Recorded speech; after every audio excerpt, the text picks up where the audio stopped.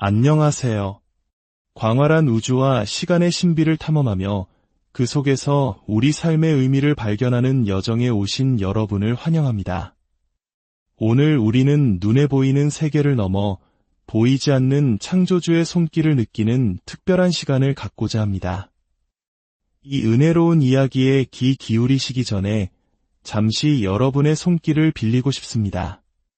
이 말씀이 여러분의 마음에 울림을 준다면 좋아요와 구독을 통해 더 많은 이들에게 이 빛이 전해질 수 있도록 도와주십시오. 여러분의 작은 나눔이 복음을 전하는 귀한 씨앗이 될 것입니다.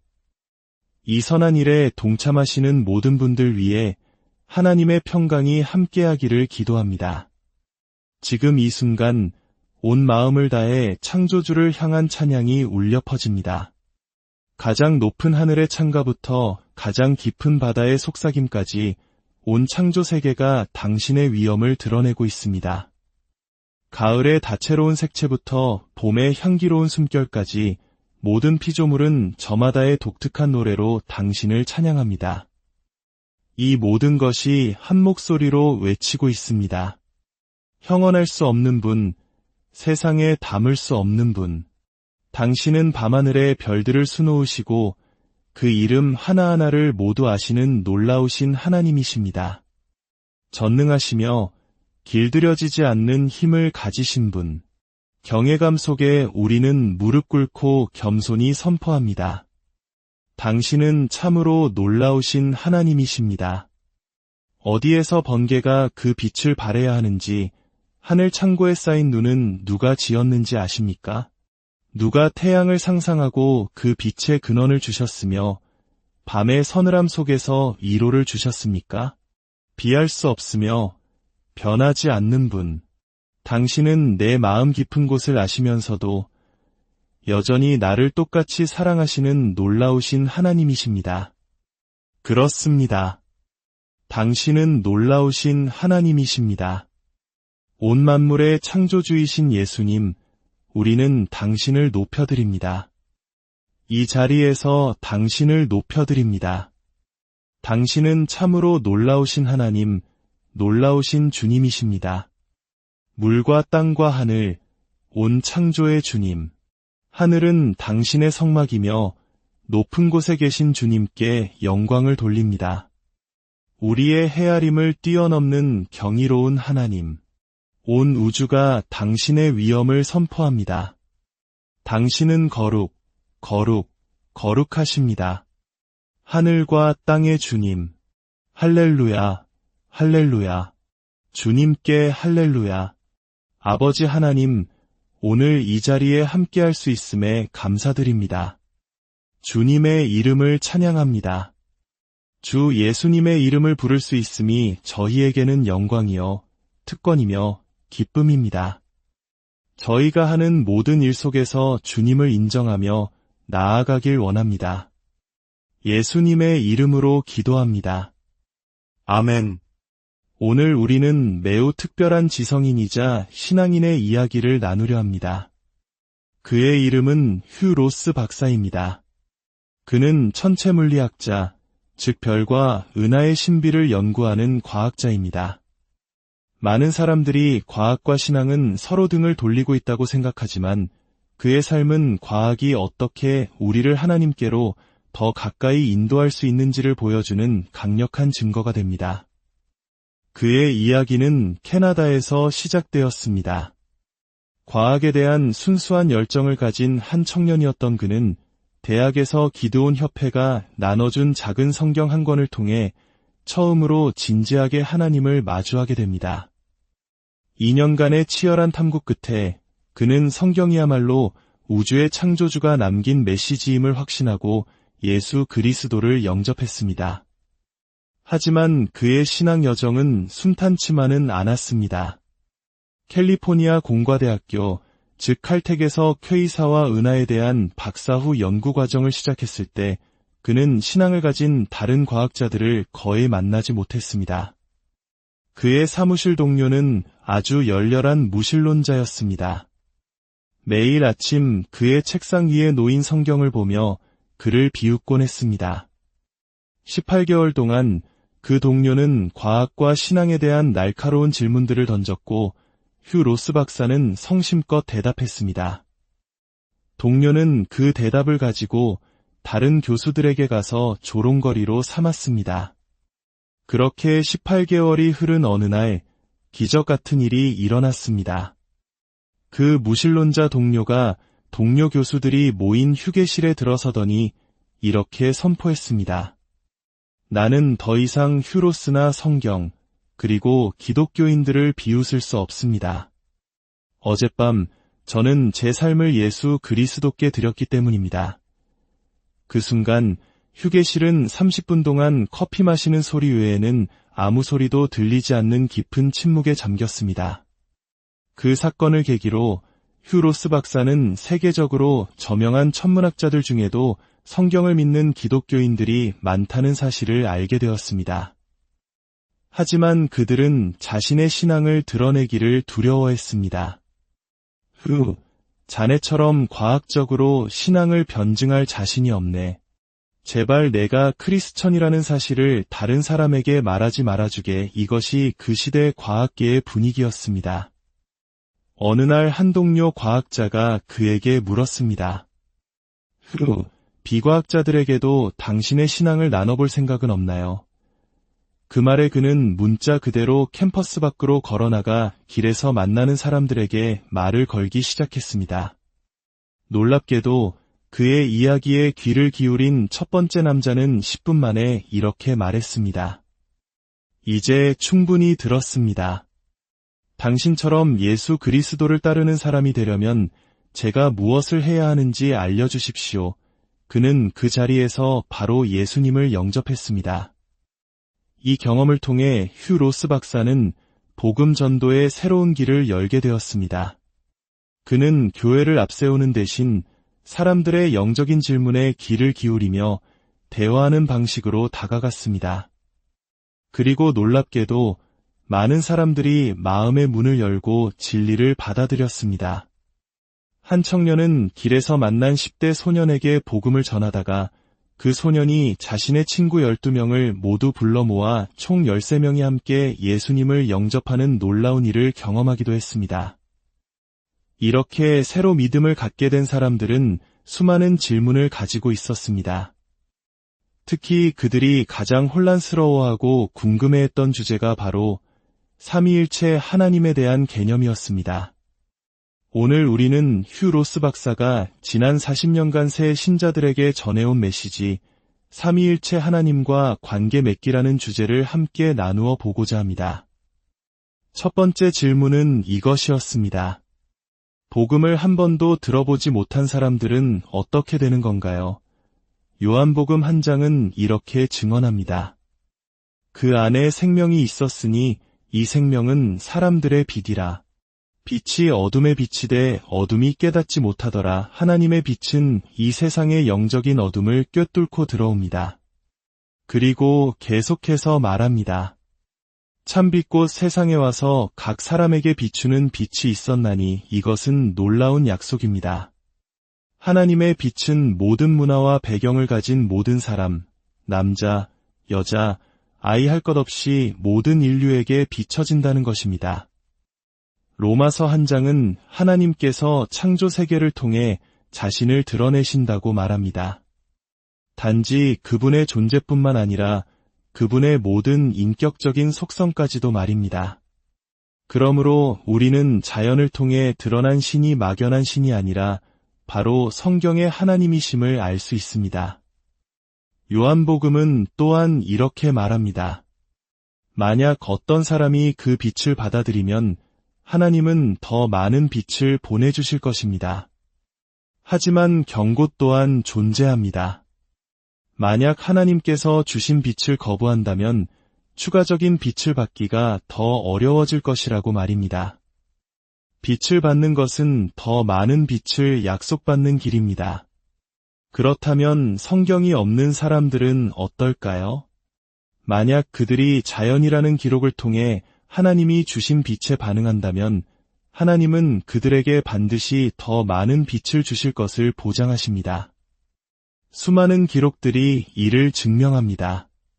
자연을 통해 빛에 응답했던 사람들이 결국 성경을 아는 사람, 예수 그리스도의 생명을 아는 사람들을 만나게 되는 이야기들 말입니다. 그렇다면 하나님에게서 오는 그 빛이란 정확히 무엇일까요? 그것은 전자기파와 같은 물리적인 빛이 아님이 분명합니다. 사도 요한은 복음서뿐만 아니라 세 통의 편지를 썼습니다. 그중 첫 번째 편지인 요한일서는 이제 막 신앙생활을 시작한 새 신자들을 위해 쓰여졌습니다. 요한일서 한 장은 하나님은 빛이시라 고 선포합니다. 그리고 2, 3, 4장에 걸쳐 그 빛이 무엇인지 설명합니다. 두 장은 삼위일체의 두 번째 위격이신 성자 하나님, 즉 예수님께 초점을 맞춥니다. 성자 하나님의 역할은 우리 인간에게 생명을 주시는 것입니다. 세 장에서는 성부 하나님께서 사랑을 베푸신다고 말합니다. 그리고 4장에서는 성령 하나님께서 진리를 주신다고 가르칩니다. 즉, 삼위일체 교리는 하나의 본질과 세 인격으로 요약될 수 있습니다. 성부, 성자, 성령 세 인격이 계시지만 본질이 하나라는 것은 성자의 성품이 성부의 성품과 동일하고 성령의 성품과도 동일하다는 의미입니다. 세 분은 단지 서로 동의하는 수준이 아니라 하나의 마음, 하나의 목적, 하나의 계획을 가지고 계십니다. 그러나 세 인격이시기에 역할을 분담하실 수 있습니다. 성자는 생명을, 성부는 사랑을, 성령은 진리를 주십니다.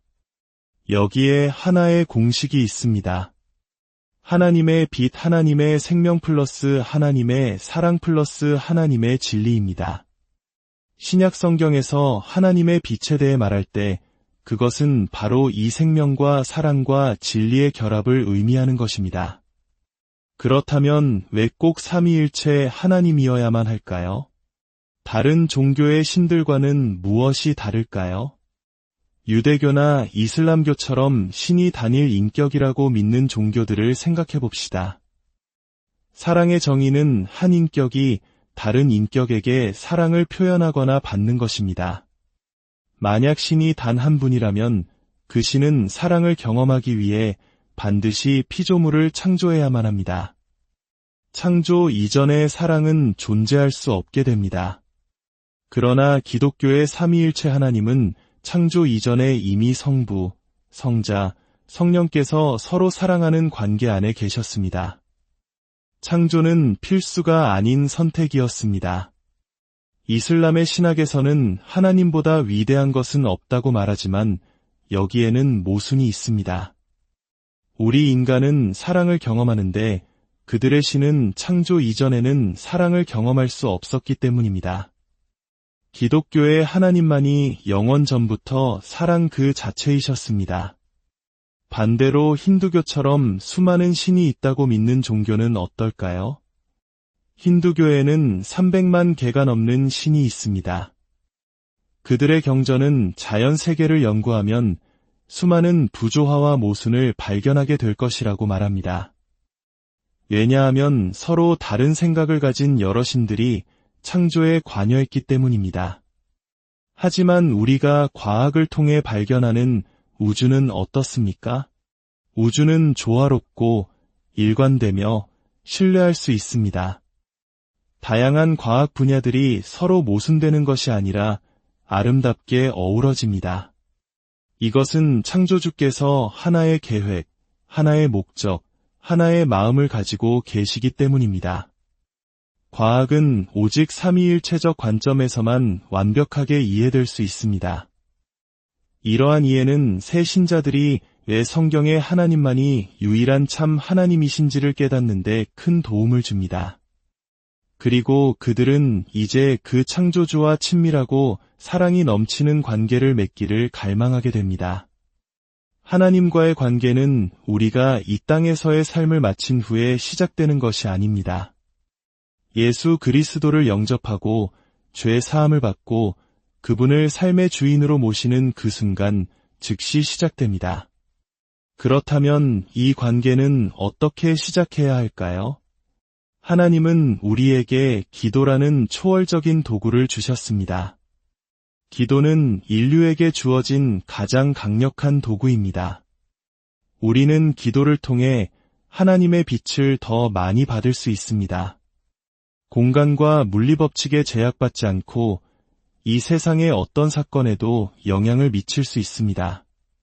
그러나 기도는 매우 강력한 도구이기에 하나님은 우리에게 어떻게 기도해야 하고 어떻게 기도하지 말아야 하는지에 대한 상세한 지침을 주셨습니다. 첫째, 바리새인과 사두개인처럼 기도하지 말라고 하셨습니다. 그들은 매일 똑같은 기도를 반복했습니다. 예수님은 말씀하셨습니다. 나는 내가 처음 기도했을 때 이미 들었다. 반복적인 기도를 멈추고 더 구체적으로 기도하길 원하십니다. 또한 의미 없이 길게 늘어놓는 중언부언하는 기도를 하지 말라고 하셨습니다. 하나님은 우리가 간결하고 구체적으로 기도하기를 원하십니다. 기도는 일방적인 말이 아니라 상방의 대화입니다. 우리가 계속 말하기만 한다면 하나님께서 말씀하실 기회가 없습니다. 기도 중에 잠시 멈추고 주님의 음성에 귀를 기울이는 시간을 가져야 합니다. 둘째, 과시와 교만을 피해야 합니다. 다른 사람에게 보이기 위한 기도, 하나님, 저는 저기 있는 저 죄인과 같지 않음을 감사합니다. 와 같은 교만한 기도를 해서는 안 됩니다. 우리는 하나님 앞에서 겸손하게 우리의 죄를 고백해야 합니다. 하나님은 우리가 개인적으로 골방에서 기도하는 시간과 공동체와 함께 모여 기도하는 시간 모두를 원하십니다. 셋째, 우리가 알지 못하는 숨겨진 죄를 드러내 달라고 기도해야 합니다. 하나님, 당신은 저보다 저를 더 잘 아십니다. 제가 깨닫지 못하는 저의 죄를 비춰주옵소서. 하나님은 이 기도에 응답하기를 간절히 원하십니다.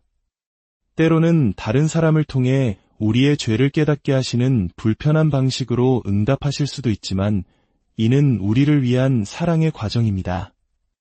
넷째, 치유를 위해 기도할 때 육체적 치유보다 영적 치유를 우선해야 합니다. 야고보서 5장은 병든 자가 있느냐 교회의 장로들을 청하여 기도받으라고 말합니다. 그리고 중요한 전제를 말합니다. 서로 죄를 고백하며 병이 낫기를 위하여 서로 기도하라. 육체의 질병 이면에는 종종 영적인 문제가 숨어 있습니다. 한 여인이 극심한 허리 통증으로 기어오다시피 기도 모임에 왔습니다. 그녀가 죄를 고백한 후 한 장로가 성령의 감동으로 물었습니다. 어머니와의 관계는 어떠십니까? 그 순간 그녀는 눈물을 터뜨리며 10년간 어머니와 의절하고 지냈다고 고백했습니다. 그들은 그녀와 어머니의 관계 회복을 위해 1시간 넘게 기도했습니다. 기도가 끝난 후 그녀는 어머니에게 전화했고 몇 주 후 그들의 관계는 회복되었으며 그녀의 허리 통증도 깨끗이 사라졌습니다. 하나님은 육체의 치유보다 영혼의 치유에 훨씬 더 관심이 많으십니다. 다섯째, 항상 기뻐하라, 쉬지 말고 기도하라, 범사에 감사하라는 말씀의 의미를 바로 알아야 합니다. 이 말씀은 24시간 내내 기도만 하라는 뜻이 아닙니다. 그리스도인으로서 마땅히 기쁨과 감사가 넘쳐야 하는데 만약 그렇지 않고 우울하고 낙담한 상태에 있다면 그것이 바로 내게 기도가 필요하다는 하나님의 신호라는 의미입니다. 로마서 8장 28절은 약속합니다. 우리가 알거니와 하나님을 사랑하는 자 곧 그의 뜻대로 부르심을 입은 자들에게는 모든 것이 합력하여 선을 이루느니라. 물론 이 세상에서 우리는 고난을 겪습니다.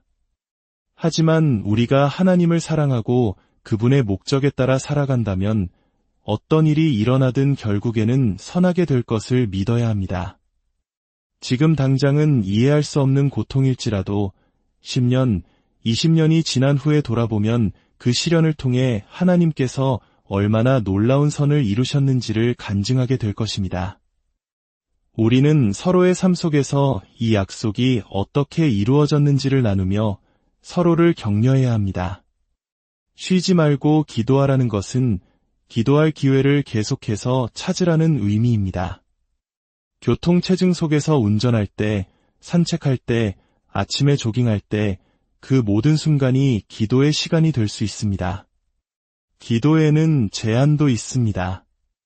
이기적인 목적이나 교만한 목적, 하나님의 뜻에 반하는 기도는 응답받을 수 없습니다. 또한 성경은 회개할 능력을 완전히 상실한 유기된 자들에 대해서는 기도하지 말라고 경고합니다. 이들은 악을 행하는 것을 넘어 다른 사람들까지 적극적으로 악으로 끌어들이는 자들입니다. 하지만 우리는 누군가를 쉽게 판단해서는 안 됩니다. 진정한 유기된 자는 극히 드물며 하나님께서는 그들이 더 큰 심판을 쌓지 않도록 오래 살도록 내버려 두지 않으십니다. 우리의 육체는 시간이 흐르면서 쇠약해집니다. 하지만 고린도후서 4장은 놀라운 진리를 말합니다. 그러므로 우리가 낙심하지 아니하노니 우리의 겉사람은 낡아지나 우리의 속사람은 날로 새로워지는도다. 성령의 능력 안에서 주님과 동행할 때 우리의 영은 매일, 매 순간 새롭게 변화될 수 있습니다. 더 사랑스러운 사람으로, 더 매력적인 사람으로 변화될 수 있습니다. 이것이 늙어감 속에서도 기뻐할 수 있는 그리스도인의 특권입니다. 우리의 기도는 서로의 속사람이 날마다 새롭게 되어 이 세상에 쇠퇴하는 법칙을 거스르는 하나님의 역동적인 생명력을 경험하게 해달라는 것이 되어야 합니다. 이야기를 마무리하며 몇 가지 깊은 질문들을 함께 나누고 싶습니다. 그렇다면 과학은 정말 신앙의 적일까요? 휴 로스 박사는 정반대라고 말합니다. 그는 말합니다. 욥기와 시편을 보면 우리가 자연에 대해 더 많이 배우면 배울수록 하나님의 초자연적인 솜씨에 대한 증거를 더 많이 발견하게 될 것이라고 예언되어 있습니다. 특히 21세기는 이 예언이 폭발적으로 성취되는 시대입니다. 천체물리학 분야의 지식은 5년마다 2배로 증가하고 있습니다. 이것은 5년 후면 우리가 지금 아는 것보다 우주에 대해 2배나 더 많이 알게 된다는 의미입니다. 매일같이 발표되는 과학 논문들은 24시간 전보다 우리가 창조주의 초자연적인 손길에 대한 더 많은 증거를 갖게 되었음을 보여줍니다. 과학은 신앙을 떠나게 하는 것이 아니라 오히려 신앙의 확증으로 우리를 인도하고 있습니다. 또한 다른 종교의 경전들도 성경처럼 정확한 창조 기록을 가지고 있을까요? 휴 로스 박사가 청년 시절 신앙을 찾아가는 과정에서 가장 중요하게 탐구했던 질문입니다. 그는 힌두교의 경전을 가장 먼저 살펴보았습니다. 힌두교는 우주가 43억 2천만 년 주기로 재탄생한다고 가르칩니다. 하지만 현대 천문학은 우주의 엔트로피, 즉 무질서도가 너무 높아 그러한 재탄생이 불가능함을 증명합니다. 불교 역시 비슷한 우주론을 가지고 있었습니다. 그러나 그가 성경, 특히 창세기 한 장을 펼쳤을 때 그는 충격에 휩싸였습니다. 성경은 우주가 시간과 공간을 포함하여 단 한 번의 시작을 가졌다고 정확히 기록하고 있었습니다. 또한 만물이 쇠퇴하는 법칙, 즉 열역학 법칙이 우주를 지배할 것이라고 수천 년 전에 이미 말하고 있었습니다. 창세기 한 장에 기록된 10가지 창조 사건들은 모두 정확한 연대 기적 순서로 그리고 과학적으로 정확하게 묘사되어 있었습니다. 고대 수메르의 창조 신화가 14개 사건 중 겨우 2개를 맞춘 것에 비하면 성경은 완벽한 점수를 기록한 유일한 책이었습니다. 마지막으로 우리 시대에 대한 질문입니다. 예수님의 재림은 언제일까요? 그는 이렇게 답합니다. 주님은 언제 돌아오실지 이미 우리에게 말씀하셨습니다. 그분이 우리에게 맡기신 사명, 즉 세상의 모든 족속으로 제자를 삼으라는 지상대의 임령을 우리가 완수할 때 돌아오실 것입니다. 주님께서 우리를 기다리시는 것이 아니라 우리가 그분의 일을 마치기를 주님께서 기다리고 계십니다. 놀랍게도 오늘날 기독교인들은 전 세계 모든 민족에게 복음을 전파할 수 있는 재정, 인력, 기술을 모두 갖추고 있습니다. 우리에게 부족한 것은 오직 동기뿐입니다. 우리가 마음을 모아 이 사명에 헌신한다면 우리는 우리 세대의 주님의 다시 오심을 맞이할 수도 있습니다. 오늘 우리는 한 천체물리학자의 눈을 통해 우주의 광대함과 그 안에 숨겨진 창조주 하나님의 놀라운 섭리를 엿보았습니다. 과학은 신앙의 적이 아니라 오히려 하나님의 지혜와 능력을 더욱 선명하게 보여주는 도구가 될 수 있음을 보았습니다. 그리고 그 위대하신 삼위일체 하나님께서는 기도라는 통로를 통해 우리 한 사람 한 사람과 인격적이고 친밀한 관계를 맺기 원하신다는 사실을 다시 한번 확인했습니다. 오늘 이 이야기를 통해 여러분의 마음에 하나님의 사랑과 진리, 그리고 생명의 빛이 가득하기를 기도합니다.